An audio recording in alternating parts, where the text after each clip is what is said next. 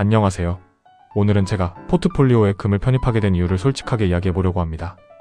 결론부터 말씀드리면 저도 처음에는 금에 전혀 투자할 생각이 없었습니다.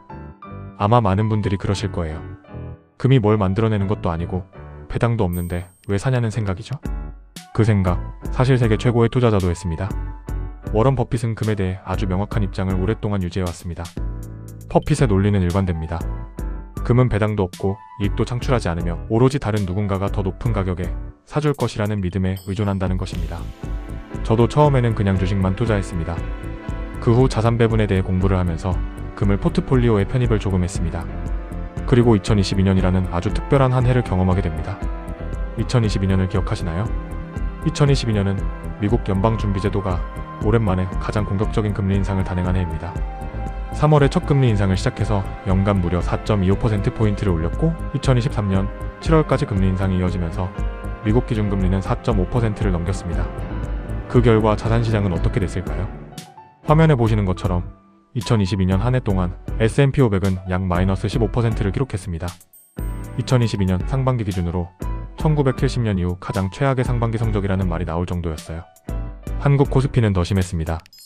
코스피 기준 한국 증시는 2022년에 약 25% 가까이 떨어졌습니다. 그럼 채권은 어땠을까요? 많은 분들이 채권은 주식이 떨어질 때 올라가지 않나?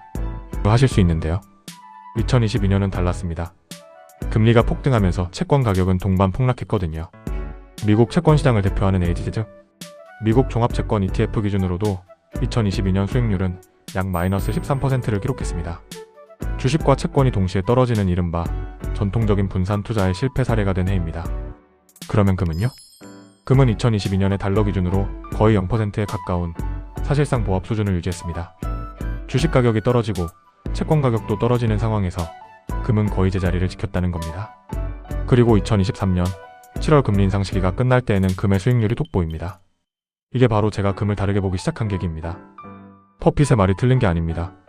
금은 아무것도 만들어내지 않아요. 하지만 그렇기 때문에 오히려 특정 국면에서 다른 자산과 다르게 움직이는 특성을 가집니다. 차산 배분을 공부하다 보면 이런 개념을 만나게 됩니다. 각각의 경제 국면에서 잘 버티는 자산이 다르다. 인플레이션 국면, 즉 물가가 오르는 국면에서는 실물 자산인 금이 강세를 보이는 경향이 있습니다. 화폐 가치가 떨어질수록 금의 상대적 가치가 올라가기 때문이죠.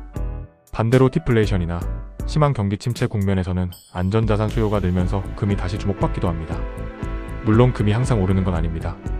금리가 오르는 시기에는 이자가 발생하는 달러나 채권 대비 상대적 매력이 떨어져서 금 가격이 눌리기도 하고요. 2022년처럼 채권도 주식도 같이 빠지는 상황에서 금만 특출나게 오르지는 않았어요.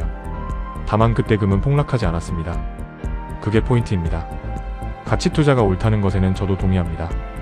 좋은 기업을 싸게 사서 오래 보유하는 것이 장기적으로 가장 좋은 전략이라는 것도 부정하지 않아요. 그런데 그 좋은 전략을 유지하려면 극단적인 폭락 상황에서 포트폴리오가 버텨줘야 합니다.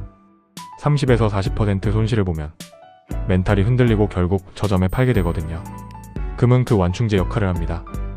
이에 대해 가치 투자는 올타의 저자장 마리 에베야르는 책에서 금을 극단적 상황에 대해 보호 수단으로 본다고 했습니다. 저도 2022년 경험을 통해 이 주장에 대해 수긍하면서 금을 포트폴리오에서 비중을 어느 정도 일정하게 두기 시작했습니다. 그런데 실제로 금을 포트폴리오에 넣어서 운용해보니 예상치 못한 효과가 하나 생겼습니다. 한국에서 금에 투자하면 국제금 시세뿐만 아니라 원달러 환율의 영향을 동시에 받게 됩니다. 대개 자산시장이 무너질 때는 안전자산인 달러 가치, 즉 환율이 오르는 경향이 있거든요. 2022년에도 그랬습니다. 국제 금값은 보합이었지만 원화 가치가 떨어지면서 환율이 오르면서 국내 금 가격은 오히려 상승했습니다. 처음에는 이 구조를 깊이 의식하지 않고 투자했는데 운용하다 보니 자연스럽게 이런 패턴이 생겼습니다.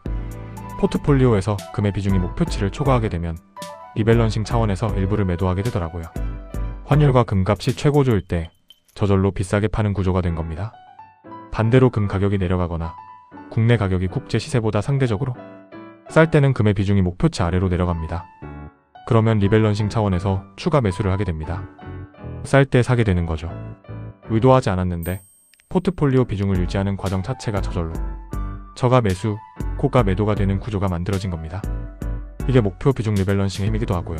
금이라는 자산이 주식 등 다른 자산과 완전히 같은 방향으로 움직이지 않기 때문에 생기는 효과이기도 합니다. 그러면 금을 얼마나 가져가야 할까요? 저는 솔직히 금 가격이 언제 오르고 언제 떨어질지 모릅니다. 전문가들도 마찬가지예요.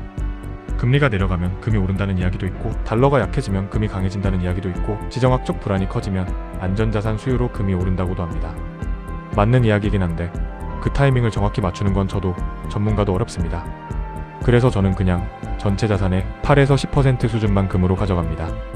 제게는 이 정도 비중이면 금이 좋을 때 포트폴리오에 의미 있는 긍정적 영향을 줄 수 있고, 금이 나쁠 때도 전체 포트폴리오가 크게 타격받지 않을 것 같습니다. 주식처럼 금에 올인하는 건 제 스타일이 아닙니다. 버핏의 말처럼 금은 아무것도 만들어내지 않으니까요. 하지만 포트폴리오의 최대 10분의 1 정도를 다른 자산과 다르게 움직이는 완충제로 두는 건 제게는 합리적이라고 생각합니다. 정리하면 제가 금을 편입한 이유는 3가지입니다. 첫째, 2022년처럼 주식과 채권이 동시에 무너지는 국면에서 포트폴리오의 하락을 완충해주는 역할을 했습니다. 둘째, 실제로 운용해보니 비중 리밸런싱 과정에서 자연스럽게 싸게 사고 비싸게 파는 구조가 만들어졌습니다. 셋째, 금 가격 예측은 저도 불가능하기 때문에 욕심내지 않고 전체 자산의 8에서 10%만 꾸준히 유지합니다. 버핏의 가치 투자 철학은 여전히 옳다고 생각합니다. 다만 포트폴리오 전체를 안정적으로 오래 유지하기 위한 보완제로서 금이 나름의 역할을 한다는 것이 제 결론입니다.